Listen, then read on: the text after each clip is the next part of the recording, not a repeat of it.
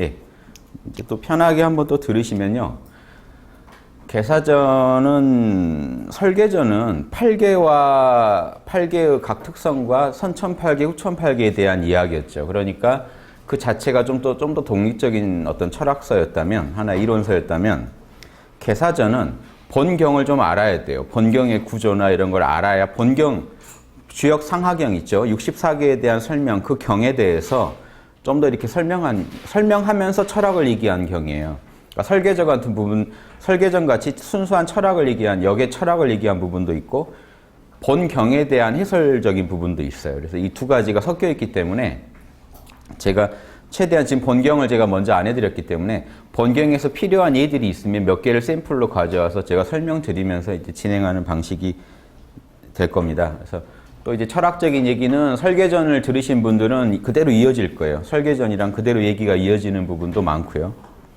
사실 그 부분 때문에 개사전을 지금 먼저 보는 겁니다. 안 그러면요, 본경을 먼저 본 뒤에 봐야 맞는데 설계전과 이어지는 역의 철학에 대한 부분이 많아요. 그럼 그 부분에 대해서는 좀 독자적으로 좀 읽어주셔야 주역 64개를 이해하는 데 도움이 되거든요. 그래서 좀 개론서라고 보시고요. 주역에 설계전보다 좀 더 들어가는 겁니다.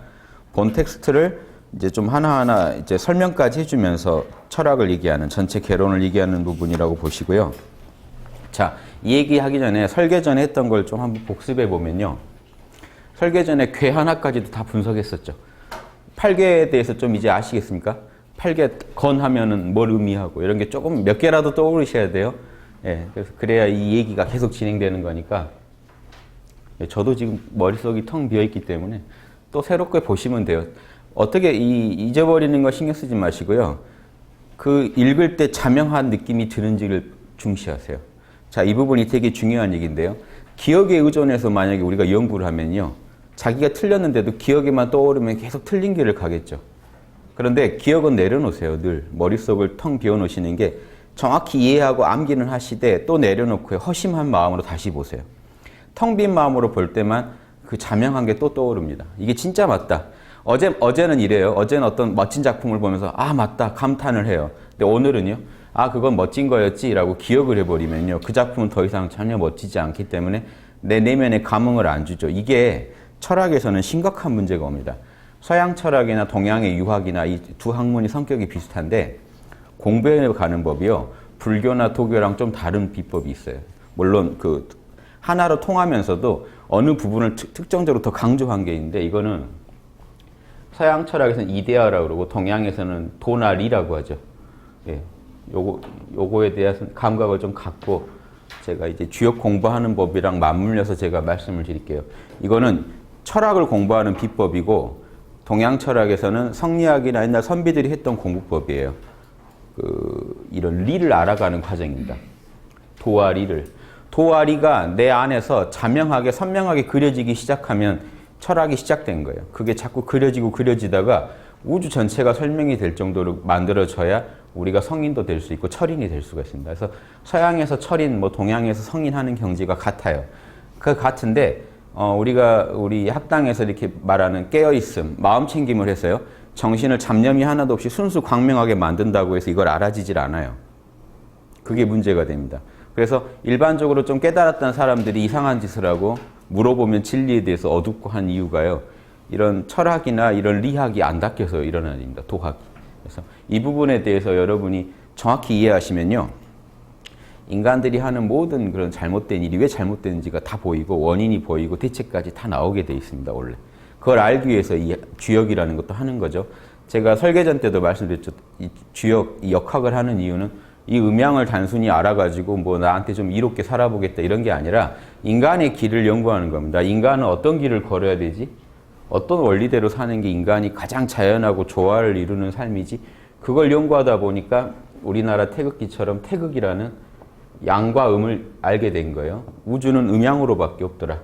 이 태극기를 펴놓으면 이렇게 되죠. 양이 올라갔다가 음이 성장했다가 양이 다시 성장했다가 다시 음이 성장했다가, 이게 무한하게 돌고 도는 구조입니다.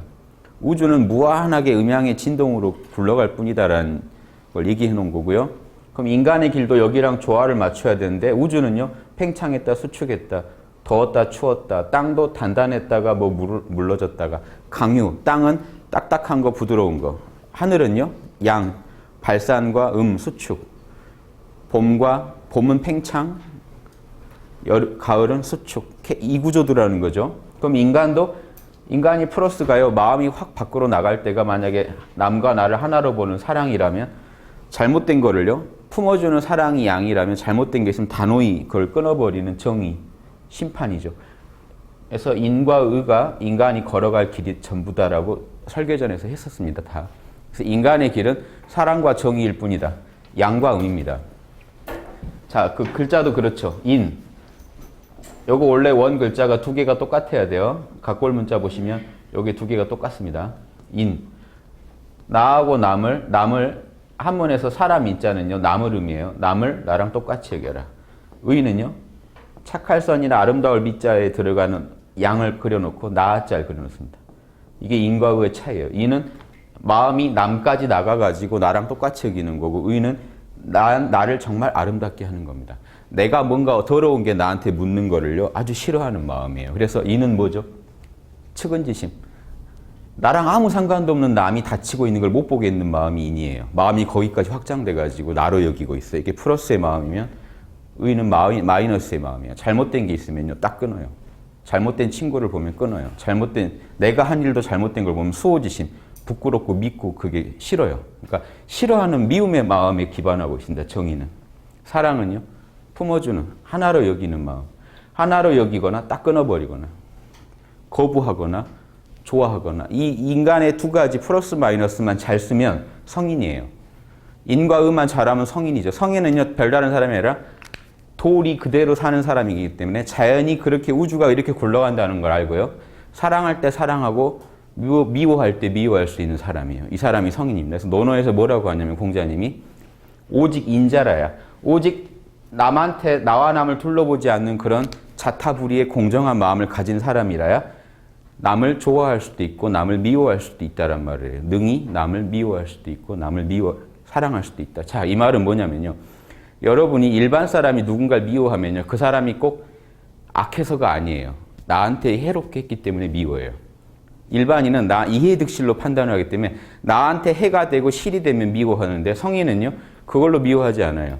악을 했기 때문에 미워하고 선을 하면 좋아해요. 아무리 내 원수지만 그 사람이 선한 짓을 하면요, 좋아해줘요. 근데 이게 에고 입장에서는 말이 안 되죠. 작은 자아 입장에서는, 자 보세요. 에고도요, 작은 자아 입장에서 플러스는 이득이고요, 마이너스는 손해예요. 에고마저도 음양의 도에 따라 돌아가고 있습니다. 우리 작은 자아도요, 나한테 이롭냐 해롭냐 따지고 있는 것 자체도요, 도의 저차원적인 표현이라서 그렇지 이것도 우주 도의 일부예요. 우리 몸뚱이 하나 아프고 안 아프고도 이런 음양의 진동의 변화의 일부예요. 균형이 깨졌거나 균형이 맞거나. 우리 항상성이라고 하죠. 추우면 모공이 닫히고 더우면 모공이 열리고. 여러분이 하는 게 아니죠. 이걸 우주의 도리대로요, 우리 몸이 우주의 도의 원칙대로 굴러가고 있습니다. 여러분이 전혀 관여 못해요. 그렇죠? 에고가 명령 내리는 게 아니라 우주의 원칙대로 흘러가고 있어요. 그래서 우리 심지어 우리 에고마저도요, 여러분 손해를 봤는데 기분 나쁜 거 여러분이 만들어낸 거 아니시죠? 손해를 보면 기분이 나빠요, 그냥. 이것도 내가 만든 게 아니에요. 이 프로그램은 우주가 만든 거지. 여러분도 피해자예요. 피해자란 걸 아셔야 돼요. 그 감정을 가졌으니까 문제가 되죠. 범인도 억울해. 마음이 그렇게 됐다. 물건을 안 훔칠 수가 없더라, 그 자리에 있으니까. 그것도 일종의 어느 정도 맞는 얘기는 건요, 경영을 못했다는 우리가 뭐라고 하는 거지, 그런 마음이 있다는 걸 뭐라고 할 수 없는 게 우리도 다 있거든요. 근데 왜 우린 다 있는데 우리는 왜 안 하는데 너는 하느냐라고 뭐라고 하는 거지, 그 마음은요, 우리가 만든 게 아니기 때문에 그런 마음 먹지 마란 말은 사실 못해요. 우리도 드는데요. 별 생각 다 드는데요. 다 가지고 있는 재료예요. 우주가 공평하게 줬어요, 이 재료를. 근데 어떻게 쓰느냐에 따라 습관이라는 게 형성이 되기 때문에 이상하게 그런 생각을 더 잘하는 사람은 있어요. 매 순간마다 그런 판단을 했기 때문에 그게 습이 돼버린 거죠. 근데 그런 순간마다 깨어서 도리를 생각한 사람은 다른 습관이 들렸기 때문에 이 사람은요, 악을 할 확률이 아주 줄어들어요. 0%라는 사람은 없습니다. 아무리 성인도요, 악을 할 확률 0%라는 건 없어요. 유혹은 누구에게나 똑같이 있기 때문에. 그래서 그분들이 성스러운 거예요, 더. 유혹을 같이 받고 있는데 안 하고 있는, 그래서 성스러운 거지, 성인들은 유혹이 아예 없을 거야. 그러면 그분들은요, 그냥 그렇게 생겨서 그렇게 하는 사람밖에 안 돼요. 그런 게 아니고요. 그분들도 인간인 한에는 팔다리가 있고 오장육부가 있고 해서 욕망이 똑같이 우리 뇌 구조가요. 잡념이 죽을 때까지 일어나게 만들어져 있어요. 왜냐? 수많은 잡념이 일어나야만 우리가 이 상황을 하나하나 예측하면서 걸어갈 수가 있어요. 나한테 이로운가 해로운가? 별 생각을 다 해야 돼요. 뇌는. 그래야 우리 살림이 굴러가요. 요 물건 하나 집을 때요. 근육을 얼만큼 쓰고 뭘 어떻게 쓰고 해야 다 이게 계산이 떨어져야 이 물건을 집을 수가 있어요. 포크레인 가지고 물건 한번 집어보세요. 여러분 이거 아무 생각 쳐다도 보지 않고 집어요. 뇌가 엄청나게 계산을 하고 있는 겁니다. 지금 보이지 않는 곳에서. 이 수많은 생각을 하고 있는데 나는 무념무상의 상태로 죽을 때까지 살겠다. 그 말 자체가 다 구라예요. 그건 존재할 수 없어요. 그러니까 수많은 생각이 굴러가는 중에 생각이 없는 자리도 있는 거죠. 생각이 나는 아예 안 굴러간다. 이런 말은요. 죽어 없어지기 전에는요. 몰라요. 죽어 없어져도 연계가 있다면 거기서 또 잡념을 왜 나한테 제사 안 바치나? 제사밥 안 해주나? 왜 나는 왜 이런 처진가? 왜 누군 천국 가는데 왜 나는 여기 있나? 지옥에 있나? 별 생각 다 할 수도 있죠. 이 생각의 흐름이 끊어지지 않은 한에는 여러분을 괴롭힐 겁니다. 그래서 이 생각의 흐름은 끊어질 수 없다는 걸 빨리 아셔야 돼요. 왜냐? 우주는 플러스와 마이너스의 끝없는 순환이기 때문에. 이 흐름을 끊겠다라고 덤비시면 여러분 이게 심각합니다. 그 인도 명상가나 일부가 이걸 끊어보겠다고. 끌면 열반이다 이런 소리 하는데 그거는요. 이거를 망각하고 지내는 거에 불과해요. 보세요. 나는 지금 계속 무념무상에 들어있다라고 앉아있어요. 숨 다 쉬고 있고요. 또 밥 먹을 거 한 번씩 먹어야 되고요. 할 거 다 하면서 지금 이 지구에 계속 인과작용을 일으키고 있으면서 자기는 인과를 떠나 있대요. 이런 말이 안 맞다는 거 아시겠죠? 음양을 부정한다고 해결되는 게 아니에요. 그래서 유학은요, 이 역학은 음양을 더 정확히 알아버리면 자유가 온다는 걸 주장합니다. 예수님 말씀처럼 진리가 너희를 자유케 하리라. 알면 자유가 오지 이걸 피한다고 자유가 오진 않는다라는 걸 분명히 알고 알면 자유가 오죠. 불이 뜨겁다는 거 알면 누가 불에다 손을 대요. 알면 자유가 오는데 모르면요. 손을 집어넣어봐요. 오늘은 혹시 안 되지 않을까 하고 한번 넣어봐요. 또 당하고. 머리가 안 되면 또 넣어보고. 이런 짓을 합니다. 알면 자유가 와요. 알면 불을 갖다가 자기가 자유롭게 이용을 해먹는데 모르면요. 혹시나 해서 또 해보고 합니다. 이거 불에 비유하니까 리얼하죠. 우리 삶에서 그렇게 사는 거 많죠. 괜찮지 않을까? 욕망이 동할 때는요. 왠지 자기가 이해가 되고 합리화가 되고 하면서 이상한 짓을 해요. 또 당하고 또 후회를 하면서도 다음에 또 그 일이 닥치면요. 이번엔 괜찮지 않을까? 이제 자 이런 일들이 많죠. 그래서 진짜로 알자라는 게 이 도학과 리학, 서양에서는 철학이라고 하죠. 철학과 동양의 유학이요. 도교나 불교나 기독교도 다 똑같은 게 있어요. 다 같은 게 있는데 강조하는 포인트가 달라요. 기독교 같으면 신학, 하느님에 대해서 더 알자. 도교 같으면 기학, 우주의 에너지에 대해서 좀 더 알아보자. 자, 불교는 마음에 대해서 연구해보자 하면요. 서양의 힐합 철학과 동양의 유학은요. 지금 개사전, 설계전 읽으셨으니까 알겠죠. 리를 연구한다는 겁니다. 우주의 원리를 연구하는 걸 목적으로 삼아요. 원리를 정확히 설명하는 걸 목적으로 삼아요. 예. 그러니까 이건 또 다른 특징이에요. 그래서 그 정도전이요. 조선 말에, 그러니까 고려말 조선 초에 정도전이 고려말 불교를 비판하면서 쓴 책이 불시잡변이에요. 불교에 대한 잡다한 어떤 변론 해서 썼는데, 그게 있고 또 하나가 뭐냐면 심기리편이라는 게 있어요. 별 얘기 다 합니다. 편하게 들으세요. 저도 별 생각 없이 계속 하고 여러분한테 도움이 될 만한 내용이 지금 떠오른 대로 말씀드리는데 거기에 이런 게 있어요. 제가 이걸 가지고 석사 논문 썼었거든요. 심기리편이 있어요. 그래서 심이 불교를 상징해요. 기가 도교를 상징해요. 리가 유교를 상징해요. 심기리가 대화를 나누는 겁니다. 야, 너 마음이 너 신기한 것 같지만 에너지 없으면 안 돼. 이제 이러면 마음은 야, 너도 내 마음이 밝지 않으면 너 에너지 소용없어. 이렇게 하는데 리가 다 까버려요. 야, 너 이내지 리가 없다면 네 마음이 얼마나 엉뚱한 생각으로 치닫겠냐. 리가 없다면 에너지가 관리가 제대로 되겠냐. 양생을 하나 한다고 해도 거기 원리가 있는 건데. 이렇게 밟으면서 유교가 불도에 대해 우위성을 주장하는 게 심기리편이라는 게 있어요. 자, 그런데 지금 우리가 이렇게 정도전 관점을 취할 필요는 없는데 리가 심기와 이렇게 대등하게 연구돼야 될 주제라는 건 아시겠죠? 예. 유교의 대표는요, 리예요, 리. 원래는 도였는데 주작을 거치면서 도가 이제 같은 뜻이에요. 리라는 의미로 많이 더 쓰이게 돼요. 리라는 게 모든 걸 설명하는데, 근데 이게 주자가 이걸 임의로 정한 게 아니고요. 정의천, 주자 이렇게 거쳐면서 리가 강조가 되는데, 재밌는 거는 개사전 가면 다 리 얘기가 나와요. 오늘 또 뭐 나올 겁니다. 그래서 주역의 원래 사상이에요. 리를 강조하는 게. 자, 리는 뭐냐면 우리가 옥으로 목걸이를 만들면 이렇게 멸류관 같은 데 이렇게 옥 구슬이 걸려 있죠. 요거를 그린 겁니다. 선을 3개 긋고 옥을 상징하는 쭉 옥이 하나로 꿰졌다는 걸 그리고 이게 옥구슬을 의미한다는 의미로 여기다 점을 하나 동그랗게 찍어놔요. 이게 구슬옥자예요. 그럼 이건 옥이라는 의미죠. 그런데 옥은요, 여러분 나무 책상 보셔도 돼요. 옥이랑 똑같아요. 이렇게 결들이 있어요. 옥에는 결이 있어서 옥을 정말 잘 다스리는 장인은 이 결을 잘 알고 해요. 결에 어긋나서 하면 큰일 나요. 정치도 똑같겠죠. 백성들의 마음이 이렇게 굴러가는 결이 있어요. 이걸 하면 화내고 이걸 하면 좋아하고, 자식을 키워도 결이 있잖아요. 내가 다스리려는, 내가 다루려는 상대방의 고유의 특성이 결입니다.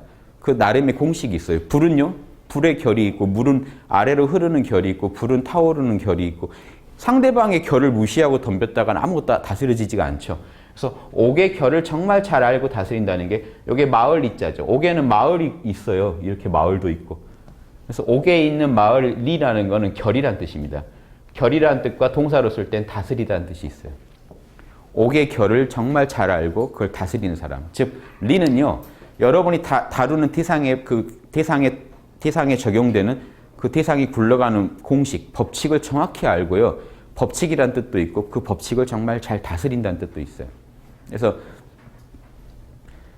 예전에 환웅이 내려와서 지상에 내려와서 이화세계라고, 이화하겠다 그러면 이화세계가 무슨 말인지 이제 아시겠죠? 치화하라고 안 하고 이화세계라고 하는 게 다스려서 변화시키겠다는 거예요. 세계 전체를. 홍익인간으로요. 홍익인간이라는 거 우리 양심을 밝히는 거죠. 인과 의, 사랑과 정의의 마음을 다시 사단의 마음을 드러내서 홍익인간. 그 사단의 마음이라야 남을 돕고 싶지, 에고의 자아는요, 남을 돕겠다는 생각이 별로 없어요.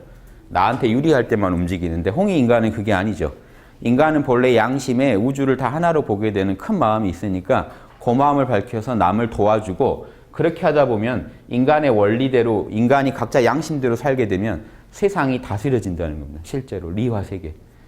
이화세계가 지금 안 되고 있죠. 이게 안 되는 이유가요, 그 원리가 어디 들어있나요? 이것도 아셔야 됩니다. 원리는요, 아무튼 그 태상에 각각에 들어있는데, 인간이 제일 중시하는 원리는 우리 마음의 원리예요. 몸뚱이의 원리를 잘 알면은 의사가 되겠죠. 마음의 원리를 잘 아는 사람은 철학자가 돼요. 예. 그래서 내 마음이 어떻게 굴러가는지, 여러분 마음의 결을 이렇게 느끼시나요? 그 결을 느껴야 다스리겠죠. 그러니까 손쉽게요, 우리 마음을 그냥 다스려야지. 그러니까 심리를 알아야 다스려요. 심리라는 게 마음의 결이죠. 마음의 결을 모르고요, 내가 저것을 하면, 저 대상을 보면 견물생심이라 백전백패한다는 거 알면서 또 보고 있는 마음은 뭔가요? 결을 너무 무시하고 있죠. 자기가 자기 결을 너무 무시하니까 자꾸 착각을 해요. 이번엔 괜찮지 않을까? 근데 알고서 허용하는 거죠. 그래서 자기 그런 욕망, 그렇게 허용하는 마음의 결도 읽어내시고, 자기 안에 있는 여러 심리에 대해 읽어내야 돼요. 크게 나누면 2가지죠. 에고의 마음, 나한테 이득되는 걸 좋아하고 해야 되는 걸 싫어하는 에고의 결도 읽어내셔야 되고, 양심의 결, 모두에게 좋은 걸 좋아하고 모두에게 싫은 걸 싫어하는 그런 양심의 결도 여러분 안에 분명히 있어요. 그게 없다면요, 여기 여러분 이렇게 앉아 계시지 못해요. 누워 계시거나 이렇게 주무시거나. 나 편한 대로 사는 사람들은요, 남하고 조화를 못 맞추는데 여러분 지금 이미 맞추고 계세요. 우리가 한 2사람만 모여도 남하고 계속 맞춰야만 살 수가 있어요. 다 양심이 있기 때문에 그게 가능합니다. 양심이 없는 사이코패스라면 상대방이 뭘 원하는지 맞춰줄 생각도 안 할 거예요. 그런데 맞추면서 살아가요, 우리는. 그게 자기 양심이 다 있기 때문에 여러분은 맞추실 수가 있어요. 그거를 요학은 아주 중시합니다. 여러분 안에 양심이 있고 그 양심에 새겨져 있는 프로그램, 그 양심이 어떤 식으로 돌아가는지 그 결은요, 여러분의 프로그램이에요. 도랑 리는 여러분 안에 마음에 새겨진 프로그램이에요. 참나 안에 새겨져 있는 프로그램이 최고의 리고, 에고에게 새겨져 있는 리는요, 좀 더 저차원의 리예요. 그렇죠? 더 저차원의 리도 있고요. 그래서 리도 여러 층이 있다는 것을 인정하는 게 이런 동양의 철학과 그 리학이고, 서양의 철학도 동일합니다. 좀 감 오시죠? 자, 여기 끝이 아니고 이 도와 리는요. 도는 보세요. 이런 제품 하나도 작동되는 방식이 있죠. 여기 도가 있어요. 자, 이 물질 안에도 도가 있다는 게요. 도와 리는 형체가 없어요.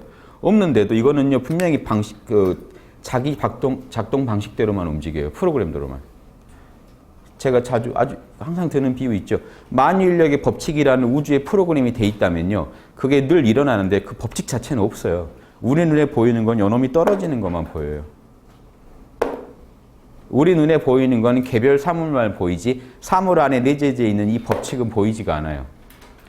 근데 늘 이렇게 움직이는 걸 보고 우리가 그 법칙대로 움직인다는 걸 당연히 알 수 있죠. 자, 우리 눈에 보이는 거는 물입니다. 형체예요. 개별 사물의 형체는 보이는데 그 물에 내재되어 있는 법칙은 보이지 않아요. 설계전 때 다 했던 겁니다. 한번 복귀하시라고요. 자, 사물에는 법칙이 분명히 있죠. 만유인력 법칙이 있어요. 그런데 보이지가 않아요. 그런데 우리는 그 존재에 대해서 의심 안 해요. 왜냐? 다 떨어지니까요. 예. 물은 아래로 흐르는 법칙이 있다. 아래로 흐르잖아요. 불은 타오르는 법칙이 있다. 자, 이 법이라는 게 아까 말씀드린 리라고 했죠. 자, 리의 지금 한 부분을 보는 겁니다. 리의 이제 중요한 부분이 이 법이에요. 사물에 내재되어 있는 법칙. 그래서 우리가 지금 이건 과학자들이 하는 거죠. 사물을 분석해서 형체를 가지고 자꾸 자극해봐요. 이놈을 건드리면 불에다 물을 부어봐요. 꺼지네. 불은 물을 만나면 꺼진다 하는 법칙이 또 있다. 그래서 하나씩 법칙을 알아내면 이게 과학의 영역입니다. 리에는요, 이렇게 현상계에 드러나는 과학적인 영역도 있어요. 이거는 시공간 안에 작용할 때를 우리가 법칙이라고 합니다. 자, 그런데, 자, 이 동양 철학의 대전제인데, 눈에 보이는 현상계는요, 눈에 보이지 않는 절대계로 인해서 존재한다는 게 모든 철학과 이런 유학의 근원 원칙이거든요. 주역에서는 뭐라고 하냐면 하느님이라고 했죠. 신의 세계. 신의 세계에서 눈에 보이는 이 형이하의 세계를 갖다가 불립니다. 그래서 리에는요, 이렇게 형이하의 측면도 있어요. 형체가 있는 세계를 드러나서 보이는 법칙도 있지만 또 한 면은요, 형이상의 세계. 형이상이라고. 형체가 없다는 뜻입니다. 형이하라는 건 형체가 있다는 얘기고요. 법칙은 형체가 없지만 형체 있는 세계에서 작용을 하는 게 그런 리가 있고, 이 리는 형체가 없죠. 애초에 없는데 형이하의 세계에 작용하는 리를 법이라고 하는 거고, 형이상의 그러면 그 법칙 그 자체는요, 요놈 그 자체를 부를 때는 주역 용어입니다. 상이라고 해요. 요거를 플라톤은 이데아라고 부른 겁니다. 플라톤은 이 법을요, 보편 법칙이라고 불렀어요. 보편 법칙. 플라톤의 그 국가론 같은 거 보시면 이거 설명을 정확히 해줘요.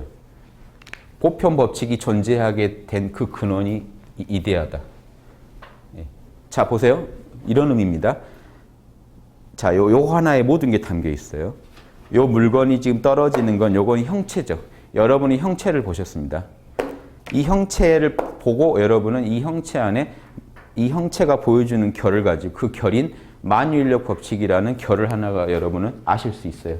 자, 이게 지금 방금 그 법칙이 이걸 떨어뜨리게 했는데 그 법칙 그 자체는 우주에 늘 있으니까 어디서든 가서 떨어뜨리겠죠. 그 법칙 그 자체를 갖다가 이데아라고 하는 겁니다. 만유인력 법칙도 이데아예요. 그 자체는. 우주에 그렇게 안 할 수 없는 뭔가가 있는 거죠. 요소가. 선천적으로요. 하나님 안에 물건은 떨어뜨려라 하는 뭔가 명령어가 있는 거예요. 프로그램이.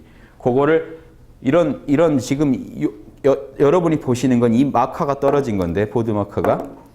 요게 떨어진 거 말고 뭐든지 떨어뜨리게 하는 그 법칙이 있다는 걸 아셨다면 순수하게 변하는 요소를 다 제거하고 그 법칙 자체를 여러분도 상상해 보실 수 있겠죠. 그 법칙을 우리가 이데아라고 하는 겁니다. 그 법칙이 어떤 특정 사물한테서 이 물건은요, 보편적인 물건이 아니고 아주 개별적인 사물이에요. 개별 구체적인 여러분 눈에 보이는 바로 그 물건. 자, 제가 펜이 떨어졌습니다라고 하지만 펜이라는 보편적인 게 없죠. 요놈이 있죠. 요놈 그냥. 요놈이 떨어질 때 우리가 특정 사물 하나가 떨어지는 것밖에 우리 눈에는 안 보이는데 개별 구체적인 물건이 떨어지는 거 안에서 우리는요, 보편적이고 추상적인 어떤 법칙이 있다는 것을 알아요. 요거는 뭐로 하느냐? 개념으로요. 만인력 법칙이라는 걸 여러분은 말로 알아요. 머릿속에 어떤 말을 가지고 언어를 가지고 생각을 해요. 자, 그런데 보편 법칙 그 자체는 지금 분명히 존재하잖아요. 우주에. 만인력 법칙 자체가 존재하고 있으니까 이런 일이 일어나잖아요. 그러니까 우주에 선천적으로 있는 프로그램을 이데아라고 하는 겁니다. 그놈이 현실에 드러날 때는요. 보편 법칙이라고 그래요. 그래서 주역에서는 이것만 구분하시면 된다. 앞으로 이런 말이 계속 나올 텐데요. 하늘에선 상이 이루어진다는 게 하늘은 형체가 없는 우리 눈에 보이는요. 땅과 대립된 하늘을 의미할 때도 있고 동양 철학에서는요. 하늘 그럴 때 하나님의 세계를 의미할 때가 있어요. 이 두 개는 늘 구분해 보셔야 돼요. 이게 같이 막 섞여서 얘기가 나요. 천지 그럴 때요. 보세요. 천지 그러면 눈에 보이는 땅과 하늘 대기를 말할 때도 있고 그게 지는 형체 있는 거, 하늘은 형체 없는 그 하나님의 세계, 절대계와 현상계를 나타낼 때도 있어요. 이 주역에서도 그래요, 실제로. 그러니까 아주 고대부터 이렇게 썼다는 얘기입니다. 하느님과 그러니까 절대계와 현상계를 의미하는지 현상계 안에서 하늘이라는 대기와 땅이라는 단단한 물질과 좀 더 그 기체와 고체를 구분하는 건지 요거는 이제 좀 그때 구분해 보셔야 되는데 일단 리 안에 하늘의 세계인 상이 있고 이데아가 있고 눈에 드러난 현상계에 작용하는 법이 있다. 요 정도는 이해하셔야 됩니다. 요거 좀 감 오시죠? 요거만 이해하시면요. 그 주역 64개도요. 64개도 뭘 보는 겁니까, 결국에? 우리 인생사에 지금 우리의 마음과 특히 우리의 마음이죠. 우리 마음과 우리가 사는 인생 모두를 관할하고 있는 64개의 이데아에 대한 걸 써놓은 게 괴입니다. 64개의 괴가 원리 근원적인 정보가 우리 인생 우주 모든 거를 계속 이렇게 나타나게 만들고 있다는 겁니다. 법칙의 배후에 64개가 있고 그놈이 있기 때문에 현상계에서 무수한 법칙이 펼쳐진다는 거예요. 법칙은 끝도 없어요. 보세요. 우주에는 음양의 이데아가 있다. 음과 양이 있다. 둘로만 나누면 음과 양이 있겠죠. 우주에. 음과 양이라는 게 현상계 표현되는 게 끝도 없죠. 나사도 음과 양이 있고 기와도 음과 양이 있고 빛과 어둠, 인간 안에서도 수컷과 암컷이 있고 동물 안에도 있고 식물 안에도 있고. 자, 보세요. 개별 사물론은요. 무한하게 표현돼요. 단 하나의 정보가. 플러스 마이너스란 우주 안에 있는 정보가 현상계로 표현될 때는 어마어마하게 표현되고 보세요. 이 법칙과 이 상의 차이입니다. 음과 영이란 정보가 현상계에서 이렇게 표현돼 버리면 각각의 표현된 건 각각의 법칙이 돼요. 식물의 법칙, 인간의 법칙, 동물의 법칙에서 법칙은요. 훨씬 더 많이 분류된다는 거 아시겠죠? 파악된다는 거. 과학자의 매일매일 찾아내는 모든 어떠한 공식이든 다 법칙입니다. 모피의 법칙. 이거는 약간 자명하지가 않죠. 그럴싸한데 자명하지 않은 법칙부터 근데 실제로는 아주 자명한 게 법칙이겠죠. 그러니까 진짜 자명한 것들만 또 추려야 돼요. 지금 과학자들이 뭐 평행이론이니 뭐니 수많은 상상을 하고 있어요. 자명하게 검증된 법칙은 그렇게 많지 않아요. 과학도 믿으시면 안 됩니다. 과학도요 그냥 지르는 거예요. 요 정도 증거 가지고 질러요. 특히나 요즘은 더 질러요. 왜냐하면 실험할 수 없는 영역으로 가고 있기 때문에 과학이 말만 되느냐예요. 논리만 되면 논문이 통과가 되거든요. 실험해 볼 수 없어요. 그 물리학 중에 촉근이론 같은 건요. 지금 전 우주만한 실험실이 필요하대요. 그럼 어떻게 실험하실까요? 그러니까 실험 불가의 영역으로 가기 때문에 지금 물리학자들도 스스로도 우리가 철학으로 가고 있다라고 얘기해요. 자기들 스스로. 실험할 수 없는 영역으로 가니까. 근데 그거는 철학을 우습게 하는 행위입니다. 철학은요. 우리 마음에서 실험해 본 거예요. 실험 안 하고 알 수 있는 건 인간이 자명하다는 느낌을 가질 수 있는 건 없어요.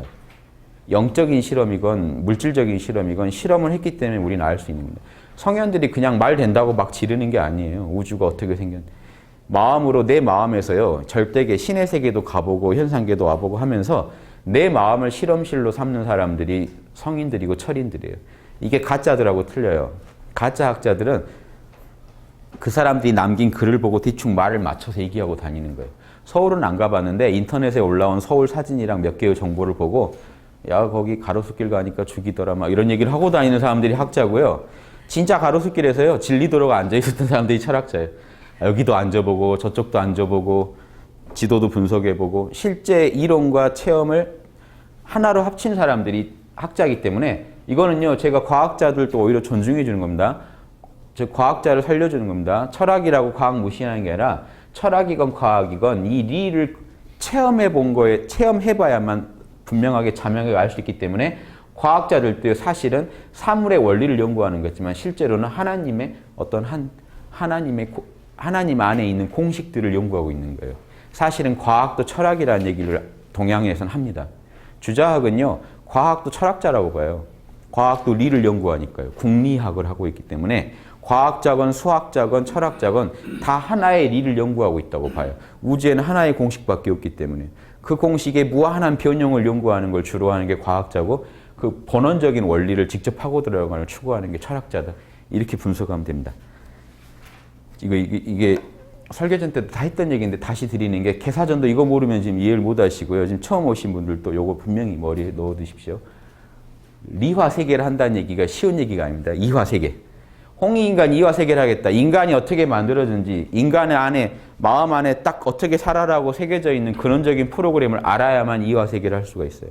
알고 그거를 실제 사물에서 법칙을 마음을 담아서 실현할 때 자, 인간은 보세요. 인간은 여기서 이렇게 나와야 됩니다.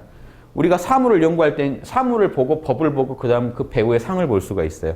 상도 이거 알아내는 법도 제가 또 바로 얘기 드릴게요. 근데 인간은요, 여기서 이렇게 해야 되는 게 많아요. 왜냐하면 인간이 가장 신을 닮아서 직접 창조를 해야 돼요. 여러분이 뭘 만들어내야 돼요. 만들 때 우주 공식대로 만듭니다. 여러분의 어떤 마음에 여러분 마음에서 어떤 정보가요, 자명하게 그걸 해야겠다는 영감이 솟아요. 이 이데아의 세계는 영감으로 여러분 안에서 느껴집니다. 말로 표현할 수 없는 어떤 정보가 이미 내 마음에 와 있어요. 그게 상입니다. 창작하는 사람들이요. 뭔가 상이 와 있어요. 어떤 걸 말로 할 수도 없어요. 그림으로도 표현이 안 돼요. 뭘 해야겠다는 게 이미 와요. 그게 상이에요. 그걸 가지고요. 이 현상계에다가 표현을 할 때 이 법칙이, 여러 가지 법칙이 담깁니다. 거기. 그걸 만들어낼 때 여러 가지 프로그램이 거기에 표현이 돼요. 이런 식으로 해서 여러분은 실제 신이 하는 작업을 하고 있는 겁니다. 창작을 해요. 여러분 인생을 경영하는 것도 다 이거예요. 나 어디를 어떻게 살아야겠다. 알 수 없는 어떤 충동이 있어요. 그게 여러분 실제 삶으로 표현이 돼요. 그럴 때 여러분은요, 남다른 어떤 우주에는 원래 존재하던 법칙이겠지만 어떤 법칙을 실제로 표현해내는 어떤 작품이 돼요. 도구가 돼요. 이 느낌 아시겠습니까? 펜에 적용되는 법칙은 똑같겠지만 이 펜하고 이 펜은요, 엄연히 달라요. 그렇죠? 뭐 개콘에서 김준현이 유민상과 난 엄연히 다르다고 하는 것처럼 얼핏 비슷해 보이는데 전혀 다른 겁니다. 그렇죠? 얘의 경험과 보세요. 우주에 얘가 존재했던 경험과 얘가 존재했던 경험이 어떻게 같아요? 얘랑 또 달라요. 그런데 우리가 볼 땐 다 펜이에요. 다 하나의 법칙이 돌아가고 있어요. 하나의 법칙으로. 보편 법칙과 개별 구체적인 사물이라는 감각도 보세요. 예전에 그런 얘기, 군바리들이 안에서 막 다리고 선 몇 개 잡고 이렇게 탁 나와면 일반인 눈에는 다 군인으로 자기들끼리 지금 야, 너 장난 아닌데? 장난 아닌데 막 서로 감탄하는데 일반인 눈에는 똑같은 군인. 이런 것처럼 개별적으로는 정말 다른 존재들인데 안에는 똑같은 법칙이 돌아가는데 보세요. 똑같은 법칙이 돌고 있다는 얘기는요. 그 법칙에 배우가 있으니까 그러겠죠. 또 하나의 근원이 있으니까 똑같은 일이 자꾸 펼쳐지겠죠. 이 정도 우주를 읽어내면요. 여러분 다 철학자가 되실 수 있어요. 과학은 실험실이 필요하죠. 철학은요. 실험실이 필요 없습니다. 여러분 몸과 마음이 실험실이에요. 욕망이 하나 일어나고 사라지는 거, 여러분 안에서 양심이 하나 나왔다 사라지는 거, 이걸 매일 관찰하다 보면요. 여러분은 철학자가 될 수 있어요.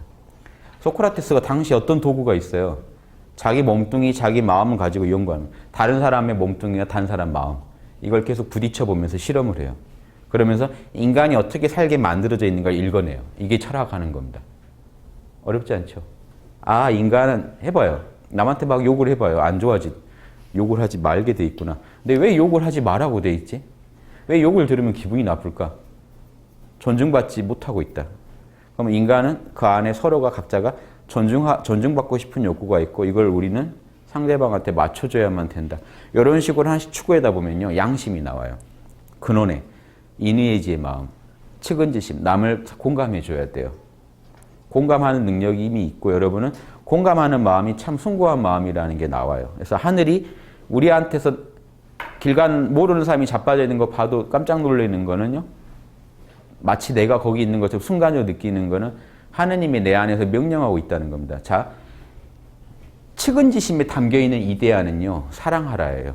나와 남을 둘러보지 마라라는 이데아가 보세요. 우리 안에 그 이데아가 있기 때문에 밖으로 터져 나올 때 측은지심으로 나오는 겁니다. 불쌍해라는 말이 나올 때 여러분이 드라마 보면서 그거 다 연기예요. 그런데 어떻게 하고 전현 죽일련 막 이제 갑자기 상황에 우리가 빠져드는 것도요. 측은지심이 있지 않으면 빠져들 수가 없어요. 그 상황이 비록 연기지만 하나로 여겨버려요. 우리는 순간적으로. 자 보세요. 거기 어떤 일이 일어났는지. 여러분이 불쌍해 드라마를 보다가 불쌍해하는 그 마음 하나가 거기에는요. 사랑하라는 이데아가 있기 때문에 그게 명령어가 때려서 저런 경우에는 이런 감정이 일어나게 법칙이 일어나서 여러분 마음을 울컥하게 만드는 겁니다. 비록 연기지만 극 중에서요. 범인이 처벌 안 받고 유유히 도망가면요. 짜증나죠. 도가니 같은 영화 만약에 이제 그건 이제 또 실화를 바탕으로 둔 거지만 만약에 그런 식의 그냥 영화가 하나 있다고 치면 봤을 때 비록 영화라고 하더라도 보고 나서 화가 나서 못 자요. 잠을 못 자요. 누가 그렇게 하고 있나요? 분명히 나랑 아무 상관이 없는데요.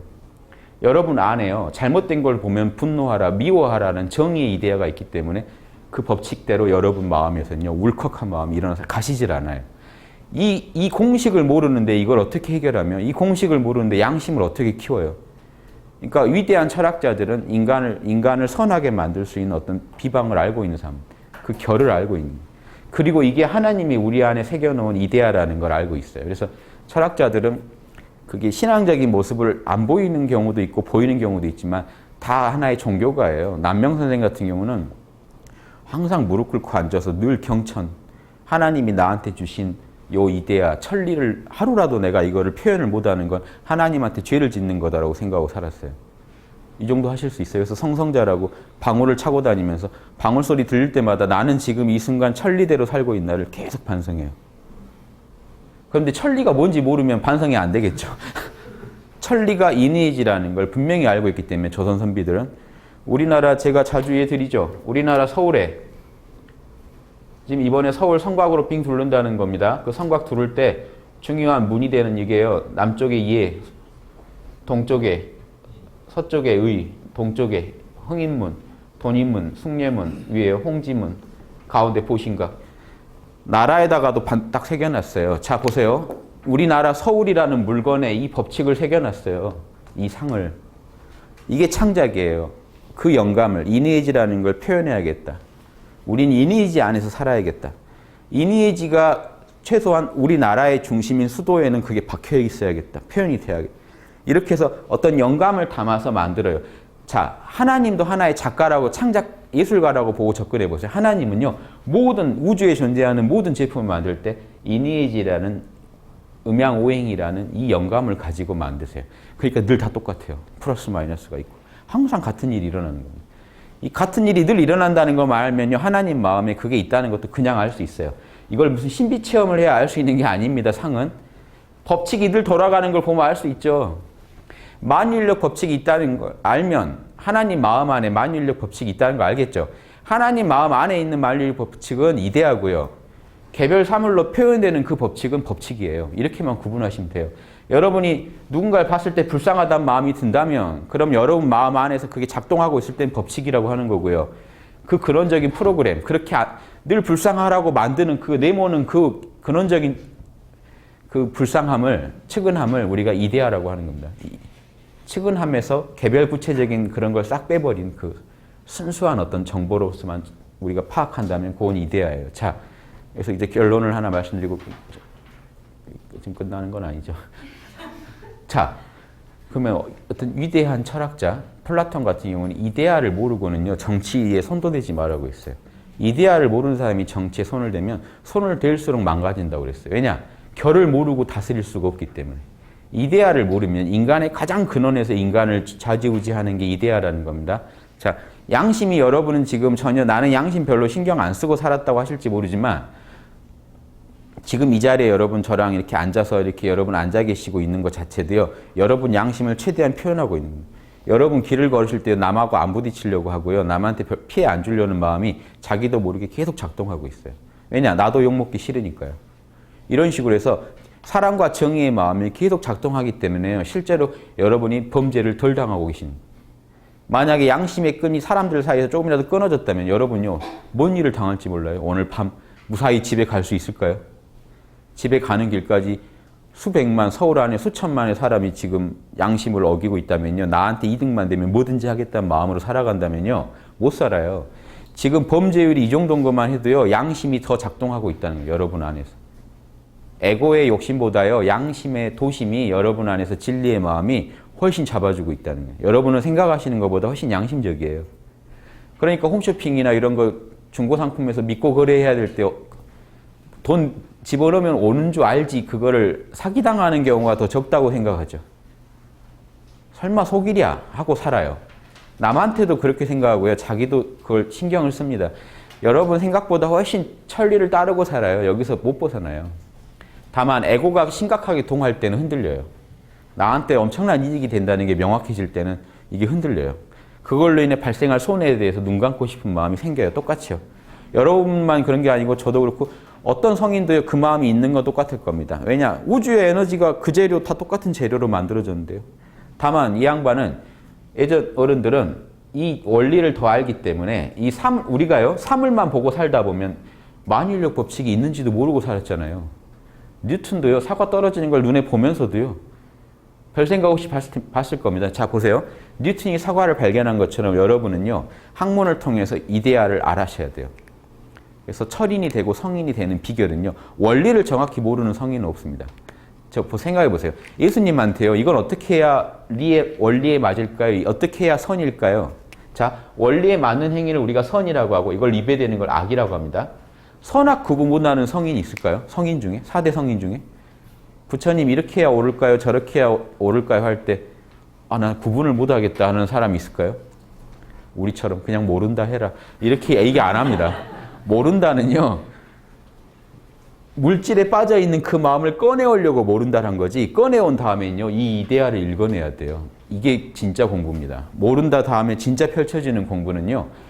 우주가 하느님이 특정 종교의 하느님이 아닙니다. 우주의 신이 우주를 만들 때 우주의 근원이 우주를 만들 때 이렇게 만들었구나 하는 걸 과학자적인 마음으로 하나씩 읽어낼 수 있어야 돼요. 그걸 못 읽어내면 진리가 자유케 하리라 했는데 진리를 영 모르는데 어떻게 자유가 옵니까? 불이 뜨거운지 모르고 사는 것처럼 우린 그냥 살고 있다는 얘기입니다. 이래서 예수님이나 성인들이 깨어나라고 하는데요. 나 안 졸았는데요? 막 이런 식으로 반응하시면 안 돼요. 지금 졸고 계시는 거랑 똑같다는 겁니다. 이런 진리를 모르고 사는 삶은요. 졸고 있는 거랑 똑같아요. 비몽사몽이에요. 근데 정신 딱 차리고 보세요. 진리를 알려면 내가 지금 무슨 처지인지 알려면 일단 깨야 돼요. 정신을 바짝 차리느라고 모른다를 하시면서 깨어나는 겁니다. 정신 딱 차리고 나면 이제 상황을 분석해야죠. 지금 내가 지금 제대로 서 있는지 내 길이 옳은지 그른지 분석이 돼야 돼요. 자, 리는 선악이고 어떤 사물에 관련된 이 법칙을 어기면 악이고요. 따르면 선이 됩니다. 그래서 원리를 아셔야 돼요. 그러니까 원리 자체는 순선이겠죠. 이대로만 하면 선이니까요. 이걸 위배하면 악이 된다. 이 정도의 원리가 주역에서 말하고 있는 64개고 64개에서 파생되는 384요라는 건 뭐겠습니까? 자, 주역은 이 구조로 만들어져 있어요. 주역은요. 주역에서 말한 64괴는요. 상을 의미해요. 우주를 구성하는 원천 정보, 선천적인 정보. 자, 어려운 게 아니라 다 추리하실 수 있어요. 보세요. 우주 정보는요. 플러스 마이너스가로 돼 있다는 거 모르시는 분 있나요? 자, 보세요. 우주에 존재하는 여러 물건들을 다 봤더니 그 안에는요. 반드시 음양의 법칙이 있더란 말이에요. 그러면 선천 정보에 하느님 안에는 음과 양밖에 없다는 거 아시겠어요? 그래서 우리가 하느님을 의미하는 주자학에서는 니는 그냥 태극이라고 부릅니다. 우리나라의 태극기를 보시면요. 우리나라 태극기가 엄청난 철학적인 국기인 게 태극기예요. 하나님은 음과 양밖에 없다라고 그려놨어요. 하나님의 안에 내재되어 있는 프로그램은 플러스와 마이너스밖에 없다. 그런데 이 플러스 마이너스가 지난번 설계전에서 했지만 이렇게 4개로 찢어서 관찰하면 플러스가 셀 때, 플러스가 약할 때, 마이너스가 약할 때, 마이너스가 셀 때로 나뉘고 그 중심, 플러스와 마이너스가 조화를 이뤘을 때 오행이 나오고요. 이걸 이렇게 쪼개면요. 플러스가 조금 성장했을 때, 한참 성장했을 때, 그렇죠? 그리고 플러스가 이제 극치에 이르렀을 때, 마이너스가 다시 생겨날 때 이런 식으로 8방향에서도 분석이 가능합니다. 그러니까 이거는 의미가 없어요. 음과 양이란 얘기밖에 이것만 아시면 돼요. 우주는요. 플러스와 마이너스의 진동으로 우주는 굴러가더라. 하나님 마음 안에는 이거밖에 없더라 하는 게요. 이게 유학의 위대한 점입니다. 서양 철학은 여기까지 제시 못했어요. 이데아가 있다는 얘기는 했지 이데아에 대해 소상히 설명하지는 못했어요. 물론 사랑과 정 이런 건 알아냈지만 좀 더 들어가서 우주 만물이 다 그러면 하나의 이데아로 구성되어 있고 그 이데아가 플러스 마이너스로 이루어졌다면 플러스 마이너스 조합을 갖다 해보면요 64개도 나오더라는 겁니다. 플러스 마이너스 플러스와 마이너스를 1과 0으로 해보겠습니까? 110 이런 식도 가능하고 111, 111도 가능하고 그래서 64개에서 멈춰서 그렇지 64개가 있다는 얘기는 우주 자 보세요. 하나님 마음 안에 플러스와 마이너스가 있다는 얘기는 플러스와 마이너스 이루어질 수 있는 모든 조합이 하나님 마음 안에 다 있다는 얘기죠. 무한한 조합이. 64개는요. 그중에 어느 선까지만 끄는 거예요. 무한한 조합이 이미 하나님 마음 안에 우주를 이룰 수 있는 모든 에너지의 조합이 다 있다는 얘기입니다. 이것도 있고요. 스마트폰도 이미 하나님 마음 안에 있어요. 플러스 마이 1과 0의 무수한 그 변주 중에 하나의 정보를 가지고 만든 거죠. 인간이 그걸 뒤늦게 자꾸 찾아가는 거지 우주에는요 무한한 조합이 있어요. 그러겠죠? 자, 그럼 보세요. 64개는 상이면 384효는요. 그건 법을 상징하는 겁니다. 384효는요. 이 무수한 상들이 변해가면서 펼쳐지는 법칙들이에요. 이래서 이게 지금 계사전의 개론을 하고 있는 겁니다. 계사전에 가면 상과 법을 상과 효로도 얘기할 때가 와요. 그 이유 때문에 그래요.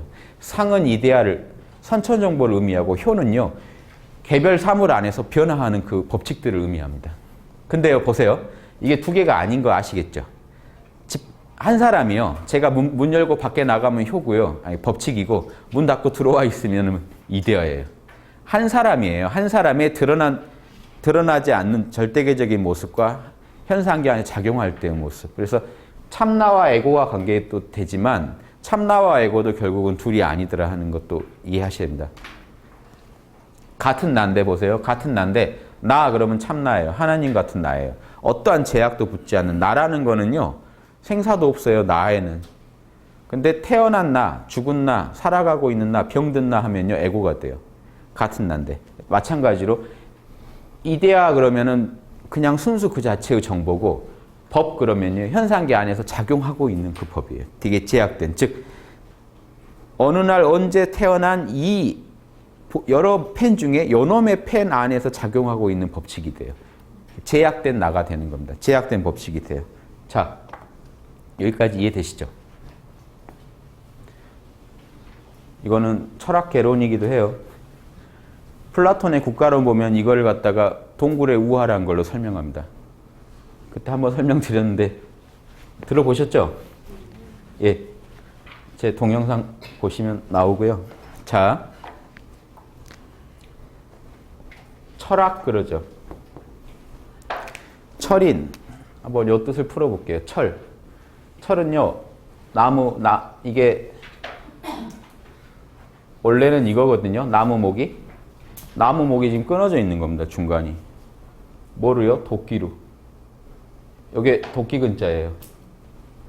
도끼로 나무를 탁 끊어버렸죠. 말한다.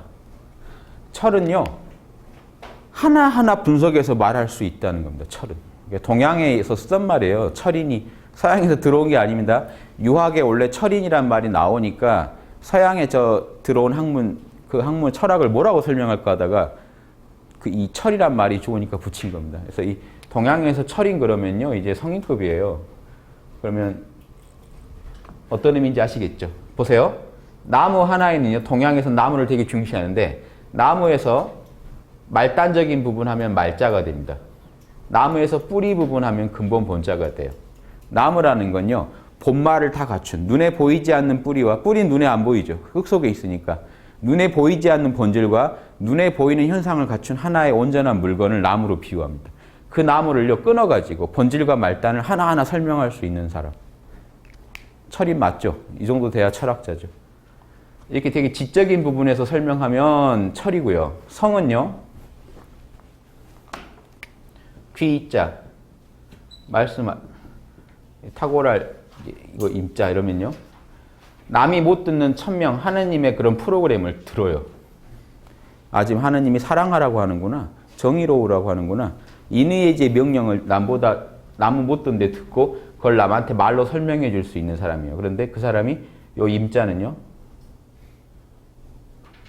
흙 위에 서 있다는 겁니다. 높은 흙을 쌓아놓은 남보다 되게 높은 데서 듣고 설명해 준 사람이에요. 상상되시죠? 단을 만들어 놓고 그 위에 있으면서 야 저기 누가 남들은 못 듣는데요. 말발굽 소리가 들린다. 도망가라 하라고 말해주는 그 동물 중에 미어캣 이런 일 있죠. 이렇게 서가지고 높은 데 서서 보고 있어요. 그걸 그려놓은 거예요. 그러니까 하나님의 소리를요 가장 높은 데서 제일 먼저 듣고 말해주는 사람이에요. 그러면 이게 성경에서 말하면 예언자 이런 존재죠. 예언자. 그러니까 동양에서 그 예언자에 해당되는 사람이 성인이에요. 듣고 사람들한테 얘기를 해줄 수 있는 사람. 그러니까 그 성경에 나오는 이제 그런 성자들이죠. 이 성인. 자, 철인과 성인은 이런 의미입니다. 동양이 추구하는 이거 원리는요. 음양의 원리가 안 보여서 일어난 일이에요. 여러분이 왜 이런 도가, 이런 진리가 있다는 걸 모르고 사냐면요. 눈에 보이는 물건은 너무 자극적인데 그 물건과 그 감정, 그 상황들, 개별적인 상황만 보고 있다 보니까 거길 관통하는 보편 법칙이 잘 안 보여요. 과학자들은 물건에서만, 사물에서만 그걸 파악하고 우리 마음속에서도요, 드러난 마음의 어떤 에고의 현상만 분석하지 그 근원이, 그 상까지, 이데아까지도 파고 들어가 보질 못해요. 그래서 이데아까지 추적해서 알아내는 사람들이 철학자입니다. 그래야만, 보세요.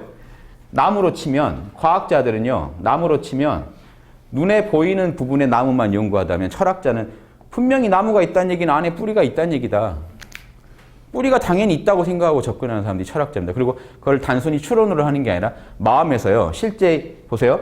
이 나무가 이루어진 이후 부분은 생각과 감정, 오감의 세계입니다. 시간, 공간이 있는 세계라면 나무의 뿌리에 해당되는 시공이 없는 세계는 생각, 감정, 오감도 없겠죠. 그럼 자기 마음에서 여러분이 철학자가 되시려면 첫째 전제로 마음에서 일어나는 모든 음양작용을요. 없애라는 게 아니라 그걸 다 내려놓을 수 있어야 돼요. 내려놓고 음양작용이 없는 신의 세계에 들어가실 수가 있어야 돼요. 그러니까 주역에서는 그 무사야 무이야라고 나옵니다. 개사전에서 앞으로. 그 비법을 분명히 얘기해줘요.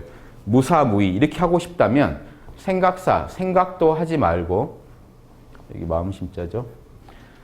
생각도 하지 말고 무위, 하리자입니다. 행위도 하지 말고 이 두 가지를 하지 말아요. 무사야 무이야 하다 보면 고요해져서 천하의 가미스통 천하 우주 만물의 그런 법칙과 다 꿰뚫어 알 수 있다. 왜냐면요.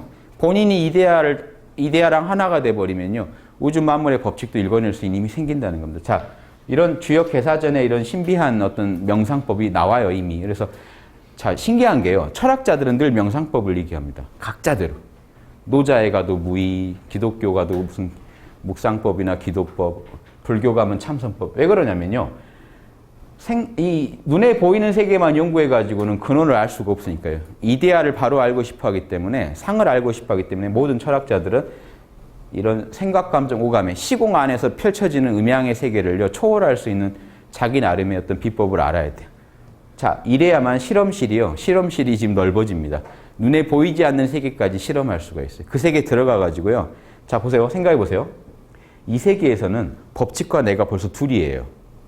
만인력 법칙이랑 나랑 둘이죠. 이 세계에서는. 근데요. 나와 남이라는 게 없어야 시공을 초월하니까 만인력 법칙과 나하고 그를 안 가를 때 여러분은요. 하나님과 하나가 되고 명상을 통해 초월해요. 자, 그러면 그때는요. 뭐가 되냐면 여러분이 만인력 법칙 자체가 돼요. 우주에 존재하는 모든 법칙과 나를 가를 수 없는 상태가 돼요. 자, 이 상태 자꾸 들어가시면 재밌겠죠. 이데아를요, 개별 사물을 통해 분석하는 방법만 있는 게 아니라 명상을 통해서 하나님과 하나가 있다 보면 하나님 안에 있는 정보들하고 그게 내 정보가 되는 것처럼 읽어내는 힘이 생겨요. 자, 이 두 가지로 여러분은 국리를 하셔야 됩니다. 두 가지 비법이 있어요. 국리는 두 가지 비법이 있습니다. 이거밖에 없어요. 역사상. 크게 나누면 두 가지예요. 개별 사물을 지금 분석하세요. 개별 물건을 가서 법칙을 분석하세요. 과학자들처럼. 개별 사물에서 나아가서 법칙을 정확히 이해할 때요. 정확히 이해할 때 여러분 이데아도 어느 정도 알고, 이데아도 밝아지게 돼요. 여러분 안에서. 우주에는 남자와 여자, 빛과 어둠 모든 걸 정합해 볼 때 우주는 음과 양으로 이루어졌다라는 말을요. 목에 칼이 들어와도 이건 맞다라고 하실 정도가 되면 안에서요. 우주에 하나님의 그 원래 있던 국리, 이데아, 여러분 마음 안에 이미 이데아가 있으니까요. 여러분 마음 안에 있는 신성에 있는 이데아를요, 확인해 버려요. 정확하게 말로, 글로 설명할 수 있으면요, 그게 내가 너무 자명하게 느껴버리면 그 자명함을 느낄 때 이데아가 여러분 안에서 드러나요. 요거 좀 이해되십니까? 여기 좀 책을 보면서 이데아를 알아가는 비법입니다. 주역도 이렇게 하셔야 돼요. 64개를 가지고 분석한다. 64개를 하나하나 분석하면서요. 맞다. 이건 당연하다. 이 말이 나와야 됩니다. 당연하다. 맞다. 억지로 하시라는 게 아니고요. 분석을 하다가 맞다 하실 때요. 자, 생각해 보세요. 여러분이 사람은 이렇게 사는 거야 라는 걸 느꼈다고 치죠. 많은 경험을 통해서 사람은 이렇게 살아야 옳아 라는 말이 탁 나올 때요. 자, 생각해 보세요. 그 말 하시기 전에 뭔가 알고 계시죠. 정보를. 그 말 하시기 전에 뭔가 알고 있어요. 아, 할 때, 뭔가 깨달으실 때, 보세요. 아, 할 때 이미 뭐가 와 있어요. 내 머리에서. 근데 말로는 아직 표현이 안 됐어요. 아, 이건 이런 거구나라고 말로 표현되면요. 개념의 세계에 들어오게 되고 법칙이 되는데 그 말로 표현하기 전에 그 통으로 된 정보예요. 그 이데아예요. 그러니까 여러분은 책을 읽으시면서 사실은 이데아와 계속 만나요. 사람은 어떻게 살아야 된다 이런 책을 막 보시다가 아, 맞다. 여러분 안에서 아, 맞다 했을 때요. 여러분 안에 마음 안에 뭔가가 반짝하고 빛납니다. 그 정보가 여러분 안에 원래 있거든요. 마음 안에. 양심 안에 있던 그 정보가 반짝하고 여러분의 신성한 마음 안에 있던 정보가 반짝하고 여러분이 알 수 있게 드러나요. 근데 이게 반짝하고 지나가 버릴 수도 있어요. 더 생각 안 하면. 근데 그걸 또 생각해보고 하면서 정말 당연하게 맞다라는 느낌이 마음 안에서 확고하게 뿌리를 잡으면요. 그 이데아가 불이 안 꺼지고 계속 켜져서 있어요. 그래서 여러분이 뭔가 중요한 일을 할 때 여러분 안에서 근원적인 영감으로 작동해서 그런 일, 더 고상한 일을 할 수 있게 여러분을 지지해 줍니다. 이게 여러분 안에서 일어나는 일이에요. 종교책을 보고 철학책을 보고 이런 거 좋아하시는 분들은요. 자꾸 이런 걸 보다 보면요. 안에서 이데아가 더 드러나요. 사람은 어떻게 살아야 된다는 알 수 없는 그런 영감들이 훨씬 많아져요. 이데아는 영감으로 와요. 영감으로 와서 말로 하게 되면 법칙화돼요. 표현이 되니까. 현상계 안에서 표현이 되잖아요. 그리고 행동을 통해서도 표현이 돼요.